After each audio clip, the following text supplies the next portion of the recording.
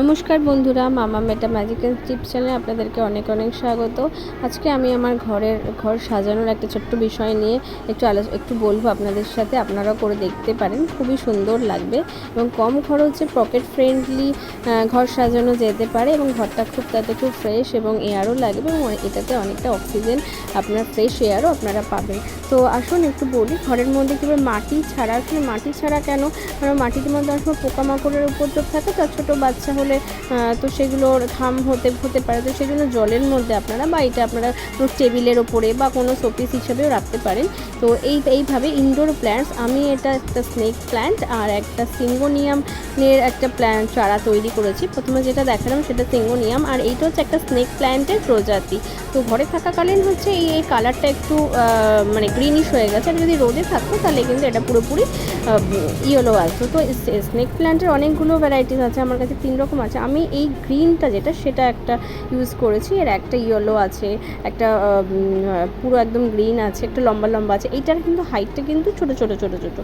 এটা এক ধরনের স্নেক প্ল্যান্ট। তো এটার পদ্ধতি হচ্ছে কিছুই না, মানে গাছটাকে চারা থেকে আলাদা করে, মানে চারাটা নিয়ে এবং অবশ্যই একটু গোড়াটা দেখে নেবেন যাতে এটা শিকড়টা ছাড়তে পারে। আর একটা কাঁচের বোতলের মধ্যে করে আপনারা ফ্রেশ ওয়াটার, মানে আমাদের অ্যাকোয়াগার্ডের যে জল, সেই জল বা বিসলারির মানে মিনারেল ওয়াটার যেটা, সেই জল মানে পাম্প বা নর্মাল যে জলে আয়রন থাকবে সেই জল কিন্তু ইউজ করলে কিন্তু গাছ খুব শীঘ্রই মরে যাবে এবং গাছের গ্রোথটাও ভালো হবে না।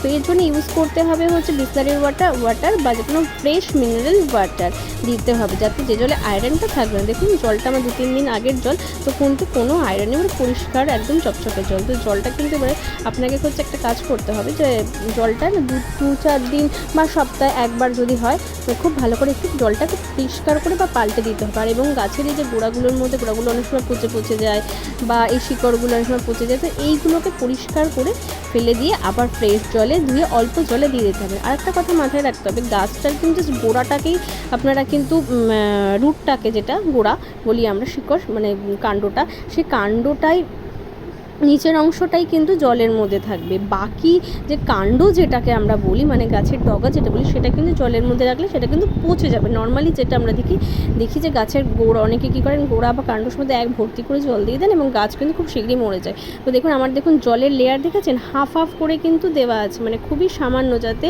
ওরা জলটা অ্যাবজর্ব করে উপরে পাঠাতে পারে। সেরকমভাবে কিন্তু কাণ্ড অবধি কিন্তু জল নেই, তাহলে কিন্তু গাছের মধ্যে গোড়ায় জল জমে গাছ খুব শীঘ্রই মরে যাবেন। এই যে দেখুন, এটাতেও দেখুন জল খুব অল্প দেওয়া আছে, আর এই যে ভিতরে দেখুন রুটগুলো কিন্তু হালকা অনেক রুট কিন্তু বেরিয়েছে। এই গাছটা আমি রিসেন্টলি লাগিয়েছি, মানে মোটামুটি 2-3 মাস হলো মধ্যে। তার মধ্যে দেখুন নতুন, এবং এটা লাগানোর আগে আমি এর পুরো বড় বড় পাতা সমেত দিয়েছিলাম, সেই পাতাগুলো পরে এখন এই যে দুটো পাশ ছেড়েছে, আর এই যে শিকড়গুলো বেশ সুন্দর বেরিয়েছে।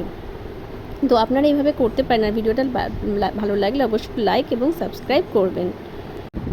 এবং গাছের পাতাগুলো যদি ধুলো পড়ে, তো সেই জন্য এটাকে শাওয়ারের মধ্যে বা বেসিনের মধ্যে পাইপ দিয়ে ভালো করে ধোবেন, অথবা স্প্রে করে পাতাগুলো পুরো গাছটাকে ভালো করে ধুয়ে দেবেন। দেখবেন গাছটার মধ্যে ধুলোবালি পড়বে না এবং খুব ভালো গাছটা গ্রোথ হবে। মাঝে মাঝে একটু যদি মনে করেন যে সূর্যের আলোতে রাখবেন, সেক্ষেত্রে আবার জলটা পাল্টে দেবেন।